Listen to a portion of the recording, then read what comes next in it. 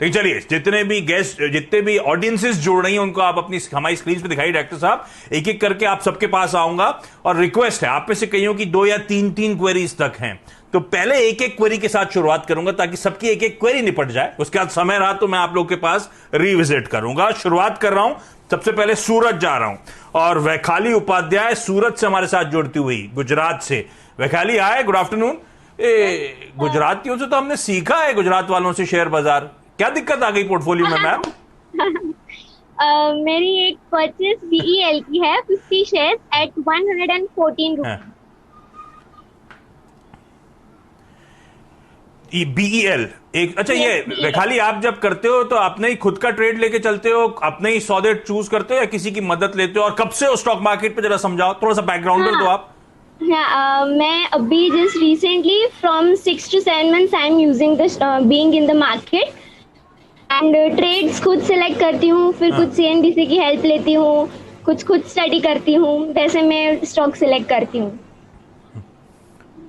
तो मतलब 6 से 7 महीने, यानी कि लॉकडाउन का आपने फायदा उठाया और शेयर यस, बाजार यस, की तरफ बढ़ी आप। एग्जैक्टली, ठीक बात। अच्छा, ये एग्जैक्टली। BEL, ये जो हाँ, भारत इलेक्ट्रॉनिक्स पे जब दाव लगाया तो वैखाली आइडिया क्या है? लॉन्ग टर्म के लिहाज से एक पोजिशनल ट्रेड था या छोटी अवधि का ट्रेड लिया था, फंस गए, क्या हुआ? हाँ, आई मेरे को लगा कि 114 के बाद का उसका ब्रेकआउट था, तो आई थॉट कि वो और बढ़ेगा यहाँ हाँ, से, but it just fell down very badly.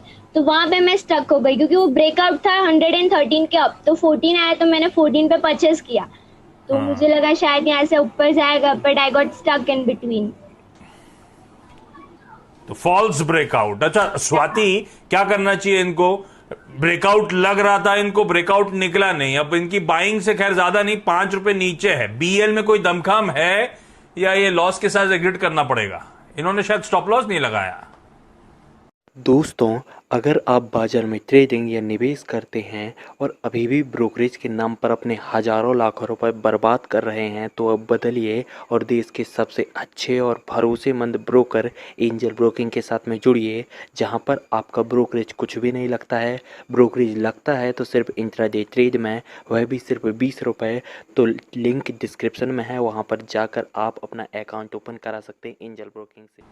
Yes Ashish ji, BEL में डेफिनेटली पोटेंशियल है। अगर लॉन्गर टर्म होराइजन में देखती हूँ मंथली चार्ट, तो ये मंथली चार्ट में inverse head and shoulder formation buildup कर रहा है लाइन चार्ट्स में, एंड उसका ब्रेकआउट देने की पोटेंशियल पे है। 110 112 का ब्रेकआउट है क्लोजिंग बेसिस पे, अगर उसके ऊपर सस्टेन रहता है तो डेफिनेटली 140 के लेवल्स में देखते हो। तो एट द करंट लेवल मेरी राय यही होगी कि होल्ड कीजिएगा। नीचे में उसको सपोर्ट स्ट्रॉन्ग है 80 रुपीज का, अगर ये कोई भी डीप आता है तो मैक्सिमम ये 80 तक जा सकता है।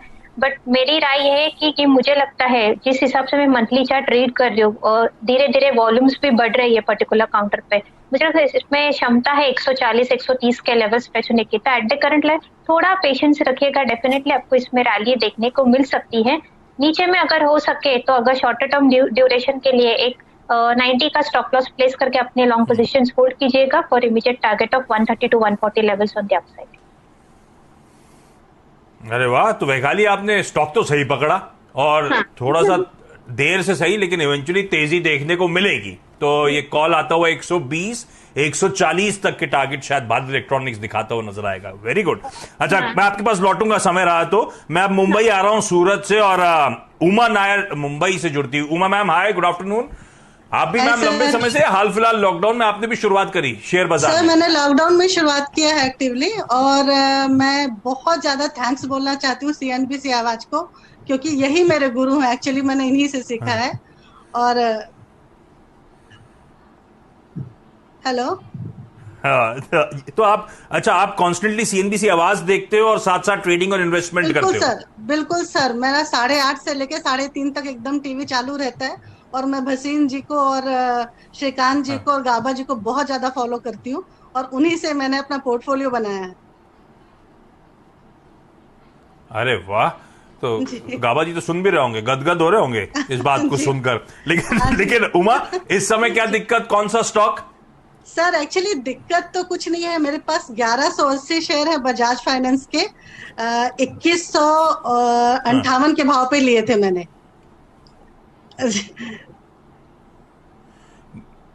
2158 के भाव पे बजाज फाइनेंस ले रखा है? जी 1180 शेयर है मेरे पास। और एक्चुअली मैंने 3700 के भाव पे सर 700 शेयर का प्रॉफिट बुक कर लिया, और अब मेरे पास बचे हैं 580 शेयर। अब मैं चाहती हूँ जी 480 शेयर अब मैं चाहती हूँ क्या? कि मैं सर ये 4850 के बाद जाके वापस आ जाता है, तो मैं क्या करूं इसमें? और प्रॉफिट बुक करूं कि और वेट करूं सर? हाँ। तो ये दिल मांगे मोर है ना, गजब की एंट्री करी आपने जब सब मायूस थे स्टॉक को लेकर, आपने हिम्मत करी। अगला स्टॉक कौन सा खरीद रही है हम लोग को बता दीजिए। सर रिलायंस है मेरे पास 400 शेयर, वो भी 1894 के इसमें, और उसमें भी बहुत कंफ्यूज हूँ सर, बार बार मैं कह रहा था अच्छा कोई स्टॉक ले ली तो हम सब ले लें आपके साथ साथ। अच्छा, बजाज फाइनेंस में क्या करना चाहिए इसमें राजेश सर? गजब की बाइंग हुई, कुछ प्रॉफिट टेकिंग कर ली, लेकिन अभी दिल मांगे मोर है। इस लेवल पे प्रॉफिट बुक करना है या अभी और धमकम है, रखे रहूं? कैसे अप्रोच करोगे? आपके पास होता तो क्या करते बजाज फाइनेंस सर? देखिए, मेरे पास होता तो मैं बिल्कुल होल्ड करता। अब इनके लिए भी यही रहेगी कि अगर इन्हें समय की कोई पाबंदी ना हो और इन्हें कोई जल्दबाजी ना हो पैसों की, तो मैं समझता हूँ बने रहें। हालांकि 10-15 दिन से जो जिस तरह की लगातार तेजी चल रही है, उसके बाद इस बात को नकारा नहीं जा सकता है कि कुछ प्रॉफिट बुकिंग आएगी तो उसका असर बजाज फाइनेंस पे भी देखने को मिलेगा। लेकिन अगर आप 2 से 3 क्वार्टर इस स्टॉक को रखते हैं तो मुझे लगता है कि मौजूदा स्तर से भी 15 से 20% की बढ़त हो सकती है। जो दिक्कतें थी वो पीछे छूट गई हैं, एसेट क्वालिटी अब सुधरती हुई नज़र आएगी। जो नए RBI के गाइडलाइंस आए हैं कि NBFCs बैंकिंग की तरफ भी जा सकती हैं, तो मुझे लगता है उसका भी फ़ायदा इस कंपनी को मिलने की संभावना है अगर ये अप्लाई वगैरह करें तो इस वजह से सारी चीज़ें अब थोड़ा सा बेहतर भविष्य की ओर इशारा कर रही हैं। तो अगर आपके पास समय की पाबंदी ना हो तो बिल्कुल बने रहें। बने रहिए मैम, थोड़ा सा पेशेंस रखिए, दिक्कतें खत्म है। इवेंचुअली फंडामेंटली बहुत मजबूत कंपनी, बहुत तगड़े ट्रैक्शन में है और शायद थोड़ा सा और दमखम दिखा सकती है, तो पेशेंस रखें, शायद अच्छा उछाल देखने को मिलेगा। रिलायंस वाली जो क्वेरी है मैं उस पर लौटता हूं मैम, थोड़ा आगे बढ़ जाता हूं। दोस्तों, अगर आप बाजार में ट्रेडिंग या निवेश करते हैं और अभी भी ब्रोकरेज के नाम पर अपने हजारों लाखों रुपए बर्बाद कर रहे हैं, तो अब बदलिए और देश के सबसे अच्छे और भरोसेमंद ब्रोकर एंजल ब्रोकिंग के साथ में जुड़िए, जहां पर आपका ब्रोकरेज कुछ भी नहीं लगता है। ब्रोकरेज लगता है तो सिर्फ इंट्राडे ट्रेड में, वह भी सिर्फ 20 रुपये। तो लिंक डिस्क्रिप्शन में है, वहां पर जाकर आप अपना अकाउंट ओपन करा सकते हैं एंजल ब्रोकिंग से। अब मैं जा रहा हूं सीधे जयपुर, सूरत, मुंबई, अब जयपुर की बारी, और जयपुर से खुशी शर्मा जुड़ती हुई। खुशी मैम, हाय, गुड आफ्टरनून। आप कैसे अप्रोच करते हो स्टॉक मार्केट को मैम? एक्टिवली ट्रेड करते हो या लंबी अवधि का इन्वेस्टमेंट चलता है? नहीं sir, both. So I trade in bank Nifty, options. अच्छा, दोनों चलते हैं? या। अरे वाह, और कैसा रहा अब तक का? कब से चल रहा है ये सब? स्टॉक मार्केट में एंट्री कब हुई थी? मैंने लॉकडाउन में ही स्टार्ट किया है, in the month of May somewhat. ये बहुत लोगों ने लॉकडाउन में शुरू करा, तो लॉकडाउन में जब शुरू करा और लॉन्ग टर्म पोर्टफोलियो बिल्डिंग करी होगी तो बड़ा अच्छा रिटर्न दे रही होगी ऑलरेडी, है ना? Yes sir. अरे वाह, वेरी गुड। तो खुशी, इस समय सवाल क्या है? 2 स्टॉक्स है ना, तो पहला कौन सा तो ज्यादा इंपॉर्टेंट स्टॉक है, पहले उसको डिस्कस कर लिया जाए। So that's SBI card. हाँ, आई बॉट SBI कार्ड लेना है, ले रखा है? नहीं सर, एक्चुअली मेरे पास ऑलरेडी है 250 क्वांटिटी में, 792 प्राइस। तो अब सवाल क्या है, ये लंबी अवधि के लिए लिया हुआ है आपने खुशी, या फिर ये ट्रेडिंग वेडिंग का मन था? नहीं सर, लॉन्ग टर्म के लिए। लॉन्ग टर्म के लिए ले रखा है SBI कार्ड। तो इस पे मैं अग्रवाल सर के पास वापस जा रहा हूं। Agarwal sir, SBI cards buying जो हुई है उसके ऊपर, जहां खरीदा उससे 17 या 15-20 रुपए ऊपर ही इस समय कामकाज करता हो, लेकिन खुशी का नजरिया है लॉन्ग टर्म के लिहाज से। तो आपने कहा था बजाज फाइनेंस आप पोर्टफोलियो में लंबी अवधि के लिए रखना चाहोगे, क्या SBI कार्ड्स भी उस कैटेगरी का स्टॉक है? रख लूं लंबी अवधि के लिए पोर्टफोलियो में? खुशी की एंट्री सही हुई है स्टॉक में इस भाव पर? जी बिल्कुल रखना चाहिए। 900 रुपये के लक्ष्य के साथ स्टॉक में बने रहना चाहिए। अगर कार्ड इंडस्ट्री में देखें तो सेकेंड लार्जेस्ट प्लेयर है, 18% के आसपास की मार्केट शेयर है, और लिस्टेड एंटिटी अगर कार्ड्स में देखी जाए तो सिर्फ ये है। हालांकि इस तिमाही के नतीजे दबाव में देखे गए थे। Yes. 46% के आसपास बॉटम लाइन में गिरावट थी, एसेट क्वालिटी भी खराब थी, बट हम सब जानते हैं लॉकडाउन वगैरह ये सब मोराटोरियम वगैरह को लेके ये सब दिक्कतें थी, जो आस्ते आस्ते मुझे लगता है कि जब अनलॉक की प्रतिक्रिया ऑलरेडी चालू हो गई है तो जो कार्ड स्पेंड्स है वो बढ़ते हुए नज़र आएंगे और वापस से ट्रैक पे आती हुई गाड़ी नज़र आएगी। और सबसे बड़ी बात SBI की पेरेंटेज होने के कारण इन्हें मार्केटिंग में भी सुविधा रहती है, तो हर लिहाज से बेहतर है, बिल्कुल बने रहें। बने रहिए मैम, कोई दिक्कत वाली बात नहीं। और वाकई वो लॉकडाउन इस इन कंपनी के साथ हुआ गड़बड़ था कि जिस दिन लिस्टिंग हुई उसी को कुछ दिनों बाद से वो पैंडेमिक लॉकडाउन की शुरुआत सारा मामला गड़बड़ा गया। मुझे याद है जिन जिन ने IPO में लगाया था सब बड़ा अफसोस कर रहे थे और कितना प्रेशर आया था। 500 के नीचे स्लिप होने वाला स्टॉक अब देखिए वापस 800-900 के लेवल्स पर जाके खड़ा हुआ है और यहां से भी लंबी अवधि के लिहाज से राजेश अग्रवाल साहब को अट्रैक्टिव लगता है, बने रहना है। नवी मुंबई जा रहा हूं और एकता जैन नवी मुंबई से जुड़ती हुई। एकता मैम हाय, गुड आफ्टरनून, सवाल पूछे ma'am. Good afternoon sir. By profession I am a jewellery designer और मैं शेयर्स में भी इन्वेस्ट करती हूँ।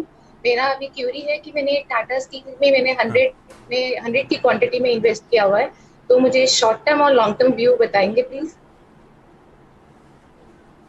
तो इंडस्ट्री पे नजर होगी आपकी, सोना पड़ेगा, खरीदना है क्या मैम हम लोग को? क्या सर?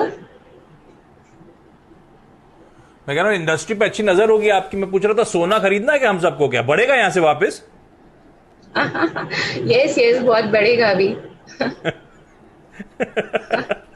अच्छा Rajesh sir, quickly Tata steel क्या करना चाहिए? 480 की बाइंग है, अच्छा मुनाफा हो रहा है, लेकिन करना क्या है स्टॉक में? नमस्कार दोस्तों, अगर आप शेयर बाजार में ट्रेडिंग या निवेश करना चाहते हैं तो जुड़िए एंजल ब्रोकिंग के साथ, जहां आपका अकाउंट ओपनिंग में एक भी रुपए नहीं लगता है। देखिए हमारी इसमें खरीदारी की सलाह है, तो कोई भी गिरावट में इसे एक्यूमुलेट की सलाह है। जिनके पास है बने रहें। कंपनी का भारतीय कारोबार बहुत ही शानदार रहा, थोड़ी बहुत दिक्कतें विदेशों के कारोबार से आई। नीदरलैंड को ये स्टिक सेल करना चाह रहे हैं, वो हो जाता है तो बहुत अच्छी बात होगी। प्राय सारे ही प्लांट्स जो हैं फुल कैपेसिटी पर चल रहे हैं, डिमांड बढ़ती हुई नज़र आ रही है। मुझे लगता है बिल्कुल बने रहें और नए दर्शक जो देख रहे हैं वो खरीदारी भी कर सकते हैं। तो फिर टेट फॉर टैट है, आपने बोला सोना खरीदिए तो आप भी टाटा स्टील में बने रहिए मैम, आगे अच्छा अपमूव देखने को मिलेगा। क्विकली आखिरी क्वेरी, चेन्नई से कीर्ति जी जुड़ रही हैं। कीर्ति जी, आज तो साइक्लोन निवार आने वाला था, सब ठीक मैम? एकदम अभी हवा ऐसा कुछ पानी वानी नहीं हो रहा, अभी सब नॉर्मल है? नहीं, पानी तो आ रहा है, एकदम हिल स्टेशन जैसा माहौल है अभी। तो अभी प्लेजेंट है, लेकिन ध्यान रखिएगा। अच्छा सवाल क्या है मैम क्विकली? मैंने बायोकॉन लिया हुआ है 473 पे, हर बार लेती थी लेकिन वो ट्रेडिंग करके निकल जाती थी। इस बार फंस गई ऊपर के प्राइस में, तो और लूं या क्या करूं? हाँ, कैसे अप्रोच करें? अब 473 की बाइंग 420-25 के जोन्स पे चल रहा है। स्वाति क्या करें क्विकली?